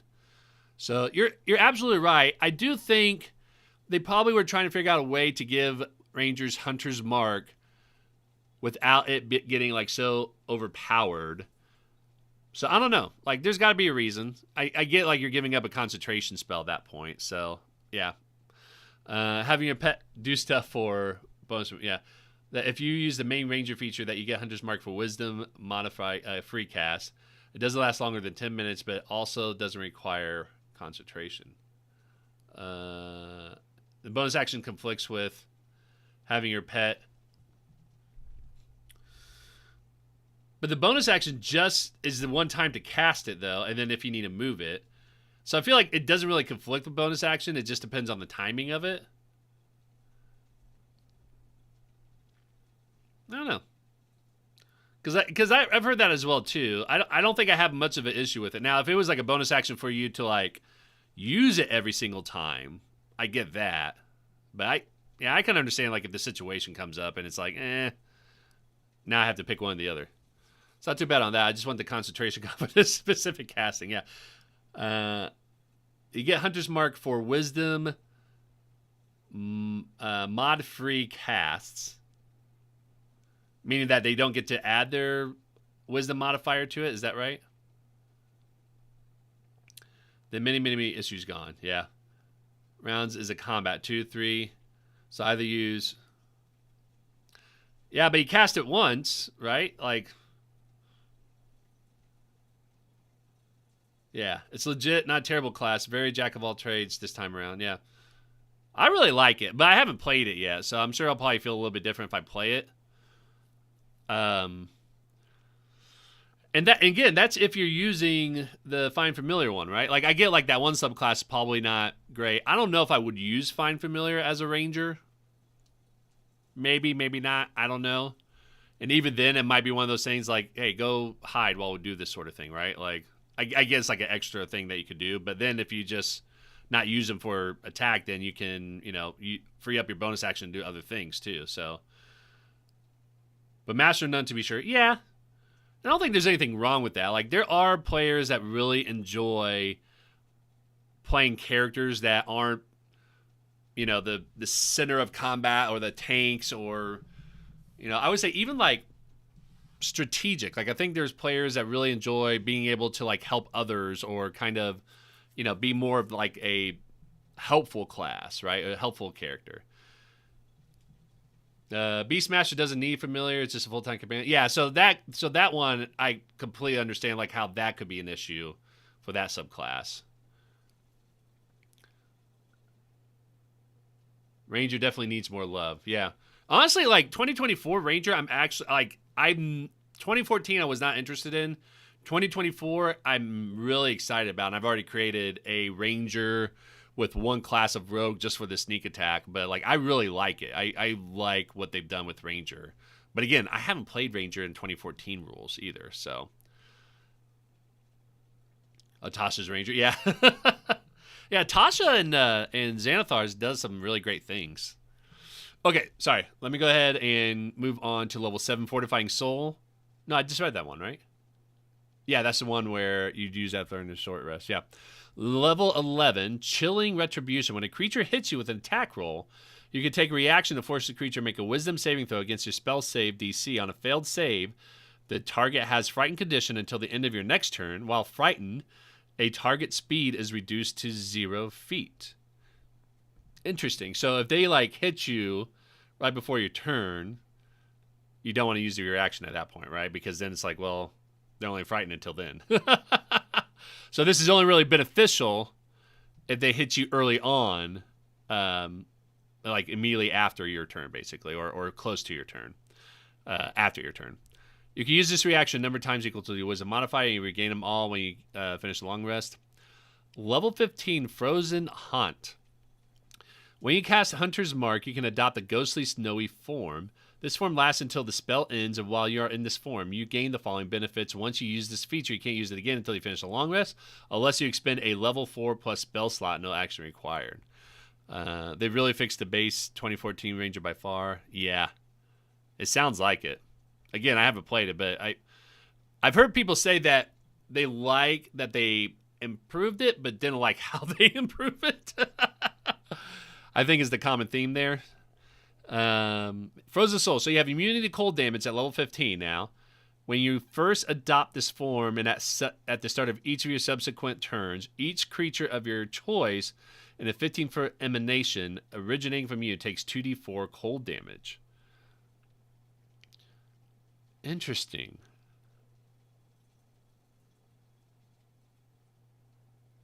That is really cool. I like that. So that's pretty much each creature of your choice originating from you at the start of each of your subsequent turns. So this is kind of like a tamed version of Spirit Guardians. Not as powerful, but still something, right? Because you're getting immunity to gold. So Winter Walker is also pretty fire for 2024 Ranger. Yeah, I mean, I'm really liking all this. Like, I definitely need to make a Winter Walker Texas Ranger character.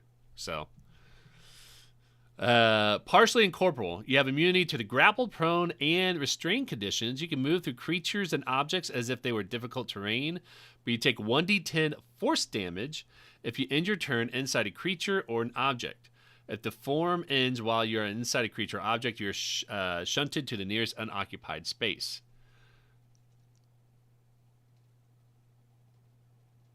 Okay. I mean, you get the conditions, and you can move through objects and creatures. You just can't be in their space unless you're okay with taking force damage. I like that. It's definitely a good benefit, and I think it's like preventing you from, trying to abuse that. But I like that, yeah. walk up walls or walk into then up cliffs. It says through creatures and objects, so I don't think you can walk up it. If you're walking through a cliff and you end your turn there, you're going to take damage and get pushed out. But yeah, I mean, it's saying through objects, so I wouldn't interpret it as like walking up it. But yeah. Cool. You know what? I think we only got 2 classes left. I think we got Rogue and Wizard. We could just do these, right? But yeah, I really like this one. I really like this Winter Walker Texas Ranger subclass. Scion of the 3, Rogue. So this is the one that I've heard people say like really takes inspiration from Baldur's Gate 3, which I love. Not going to lie. A Scion of 3 draws power from a group of malevolent gods known as the Dead Three. Bane, deity of tyranny, Baal, deity of violence and murder, and Merkel, deity of death. While some rogues of this subclass pledge themselves... This is where we're going to have to try to get tricky here. Here we go. Sorry. Ardently to those... Oh, actually, we have 3 classes left. That's fine. Ardently to those 3 macabre gods... Others find themselves thrust on this path by a curse. Either way, Scion's power manifests as various occult gifts, as well as uncanny talent for striking and terrifying foes. Scions of the 3 are the most common in Baldur's Gate, where the Dead 3 have long competed for influence over mortal hearts. You know, now I'm reading all this, I got to think, because they announced what the player's guide or the adventure guide is going to include, like more details of different areas. I bet you these are the areas that's going to be included in the adventure's guide. Because they got Baldur's Gate, they got Icewind Dale mentioned for Winter Walker, Texas Ranger. They have Moonshade Isles mentioned for College of the Moon for Bard. So I wonder if those are like kind of the common themes here. Oh, Kalimshan. Excuse me.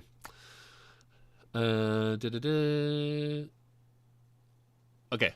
Underground cults to Bane, Baal, and Merkel often count Scions of the 3 among their most useful agents. Outside Baldur's Gate, secular thieves guilds such as the Shadow Thieves of Amn or Xanathar's Guild, the Waterdeep, might cautiously call on a Scion of the 3 to undertake an especially violent contract. I love that.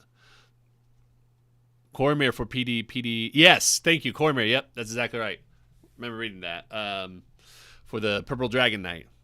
Too bad you missed that one. We had a really good conversation about that, Sam and I did, about how mounting works because it has a lot of details about it. So we had to like think about what you can and can't do. And I think we resorted to saying you just need a flowchart basically at that point, which flowcharts really help. They really do. All right. Level 3, Bloodthirst. If your sneak attack hits a bloodied creature, which is 50% or less, the target takes extra damage of the weapon's type equal to half your rogue level, rounded up. Ooh, this is a rounded up. That doesn't happen very often. I was listening. Oh, gosh. Okay, gotcha. Yeah, not a problem. Fascinating combo. Yeah, I know. We had to hash out a lot of things. I thought I understood it. Maybe I'm missing something that you're saying. So maybe tomorrow we can talk about it a little bit more after our one shot that we're playing in. I'll just go for mount and go with whatever class says and then fill in the blanks from there. Yeah. Yeah, it's I mean that's how we kind of interpret it too, right? It's like at the base level here are the mounting rules. Which is when you're mounting it, they can only do those things like dash, disengage, and I don't think it's hide, but there's like another thing it could do. I forget what it was. But yeah, like you said, it gives you details for the purple dragon, what it can do at that point. So, okay, Bloodthirst, yeah. In addition, when an enemy you can see is reduced to 0 hit points, you can take a reaction, teleport to unoccupied space you can see within 30 feet of yourself. You could then make 1 melee attack. Interesting. You can use this reaction a number of times equal to your intelligence modifier, and you regain all expended uses when you finish a long rest. That's really cool. I do like that. I mean, at level 3, that is good. And it's a reaction, right? Is that what it says? Yes, okay. So that's one of those things where you use a reaction during your turn, basically. Wait, when an enemy you can see is reduced to 0 points, so it's not even you having to. It's not even you having to kill somebody. So if, like, your barbarian or your sorcerer kills somebody, it's like, oh, good job. I'm going to teleport and then sneak attack. Not literally, obviously, but it could be. Level 3, Dread Allegiance. Choose one of the dead 3, Bane Ball or Merkle. So, again, you could probably reflavor this very easily. You gain resistance to one type of damage and the ability to cast a cantrip as detailed in the table below. Intelligence is your spell casting ability for this cantrip. When you finish a long rest, you can change your choice. Oh, nice. Okay. Yeah, so you could just swap these gods out and reflavor it to whatever else you want. So you get resistance to one of those, and then Minor Illusion, Blade Ward, or Chill Touch. I know they changed Blade Ward. I forget what it was, though. So someone else killed. Yep. I just realized it was saying somebody else. Like, if somebody. I thought, when I read it, it's always like, when you reduce it to 0 hit points because it's so used to Great Weapon Master. But yeah, it says when you see an enemy that's reduced to 0 hit points. The inverse of the Assassin Rogue. Yeah, that's exactly what it is, isn't it? Oh my gosh, you're right. Yeah, it's I mean, it's cool too doing it that way. I like that. Enables the extra sneak attack if not on your turn. Yes, that's exactly. Does it? Enables the extra sneak attack if not on your turn. Does sneak attack count during a reaction? Let's take a look. Ranger. Rogue. I mean, I think it does because I don't think it says, like, once per turn, you can deal an extra 1d6 damage to one creature you can hit with an attack roll. Yeah, so probably not then, right? So that's it, but that's if you kill. So if you did the killing, that would work. But if you do it when somebody else kills somebody else, you wouldn't be able to use sneak attack.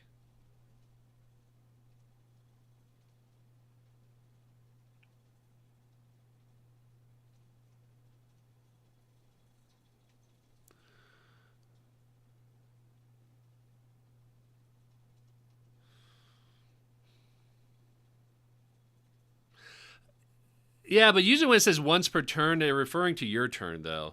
That's how I would interpret it.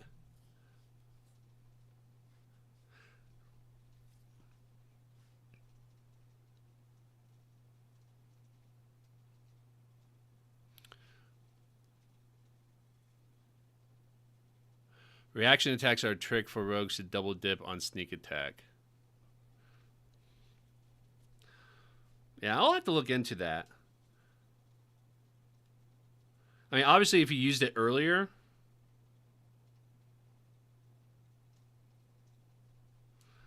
but it is once per turn.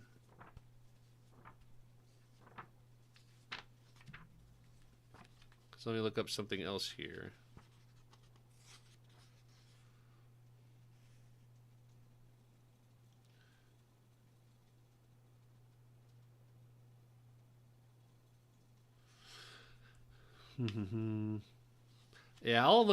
Yeah, let me look into that because the language is very intentional here. Because maybe there's some things that says during one of your turns, and if it says once per turn. See, that's the part that gets a little bit weird though, because then it's like, why not just say round at that point, right? Like, if it's saying once per turn, why not just say once per round? You know? That's interesting. You attack on your turn with sneak attack. If you get a reaction attack and you have the conditions met for sneak, you can do it again if someone else is killed. Compare it to the wording on reckless attack.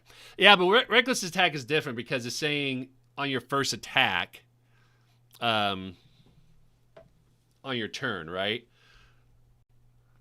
So I feel like that's a very different thing and that it's not as comparable. I'm going to look into it because I'm not sure if I would interpret that the same way, because again, like, what's the difference between saying at that point once per turn versus once per round, right? Because with sneak attack, Da-da-da.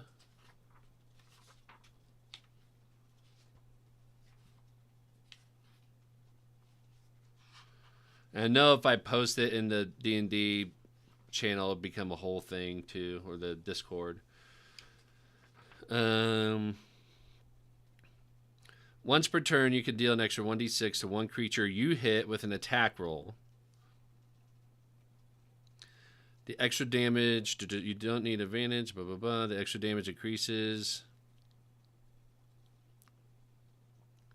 Yeah, I guess it's just like, why would it say once per turn versus once per round? Right?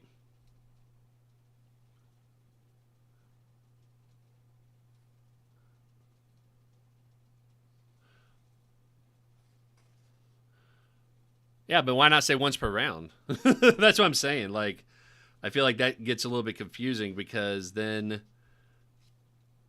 turn is different than round. Let's see if the glossary says anything about that.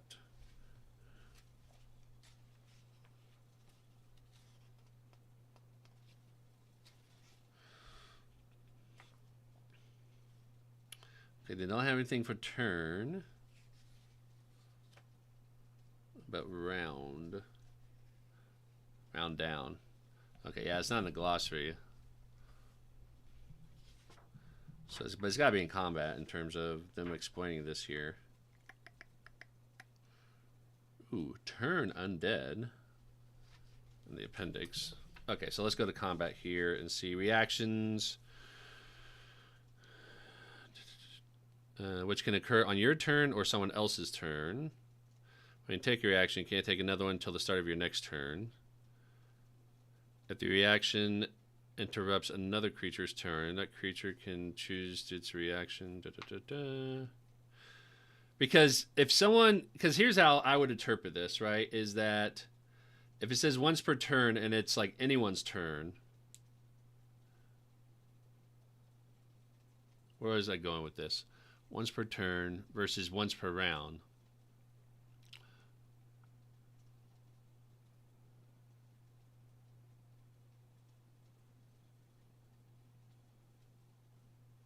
Yeah. It gets a little tricky there. Travel, order combat. On your turn, you can do this. Tie, surprise, blah, blah, blah. Movement, doing nothing on your turn. Breaking up your move, dropping prone, creature size, moving around other creatures. A creature that has another creature's space is difficult terrain. I always forget that one for you unless it's tiny or your ally. Or your ally. No. So we're good. Yeah. Okay, never mind.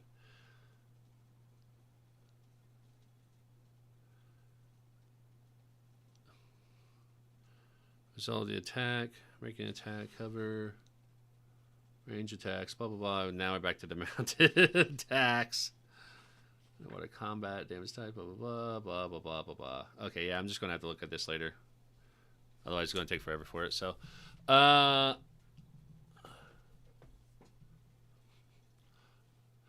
as tricky as control mounts, yeah.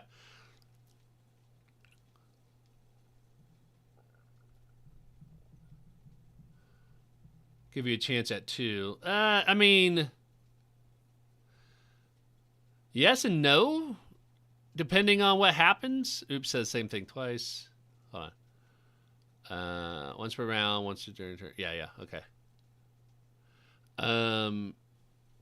Yeah, with round, but it's easier to track at that point, right? Because then you're doing that round as opposed to turn and everything. Because it's like,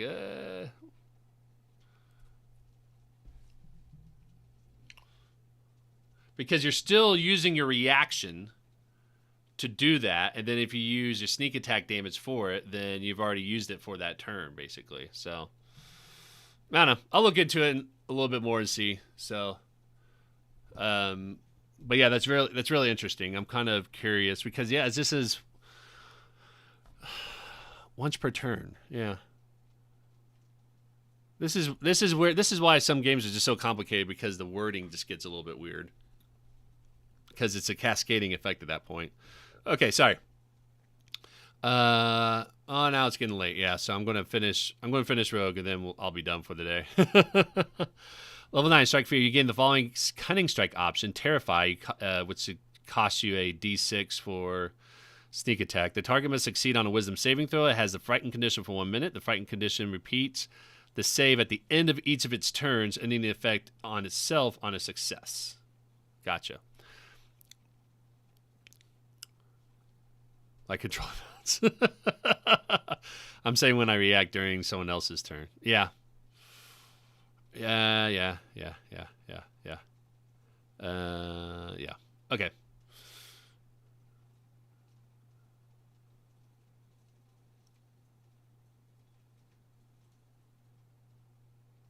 Once per turn. Yeah. Okay. Yeah, because is it? Yeah. Yeah. Oh well.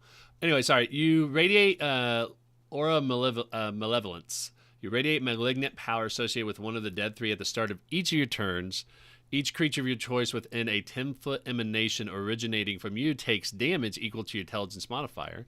The damage type is the same as the damage resistance granted by your choice of the dreaded allegiance feature, which you can always change at the end of a long rest. Yeah. So that's good. Damage dealt by this aura ignores resistance. Nice. The aura is inactive while you have the incapacitated condition. That makes sense. You gain the following benefits. At level 17, Dread Incarnate. Battle Type. When you have advantage on attack rolls against any creature with the frightened condition, that works. That makes sense. And Murderous Intent. When you roll for your sneak attack damage, you can treat a roll of 1 or 2 on the die as a 3. That is a good one. So that kind of saves you on getting some other stuff there. So, okay. I'm going to be done for the day.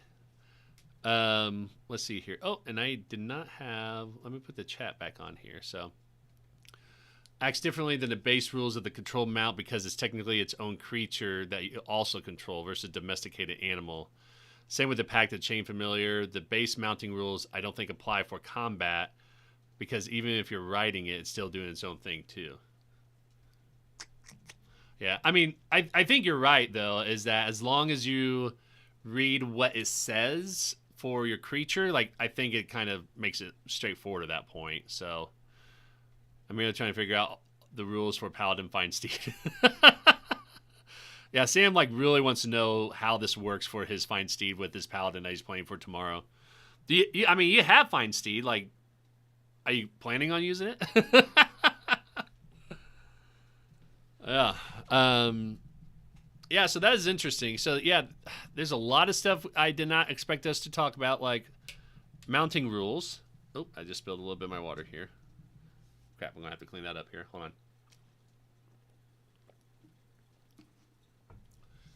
And then, Sam, I'm sure you're right because you are far more knowledgeable than I am with this stuff.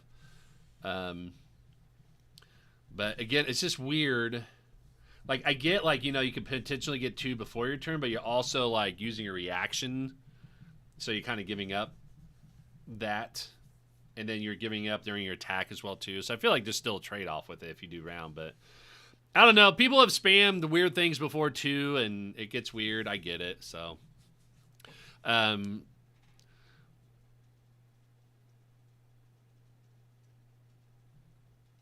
but you know what? Even if you say round, though, you don't get to do it twice, right? Because you only take 1 reaction between your turns, so you don't really get to do it twice if you do it that way. This is once per turn. It's a round. Yeah. So I don't think you would get it like twice before your turn or anything like that. I don't know. Whatever. Wouldn't go anywhere without my Dire Weasel socks. I'm going to love socks tomorrow. I know that. So, all right. It is late for me. I am going to sign off here. Sure. Once with action, once reaction, if you can get an opportunity attack. But it only says like once per turn though. Like that's the thing. So if you do once per round, like that just kind of covers it. So yeah, we'll debate that later. So all right, thanks everybody. Appreciate it. Good night.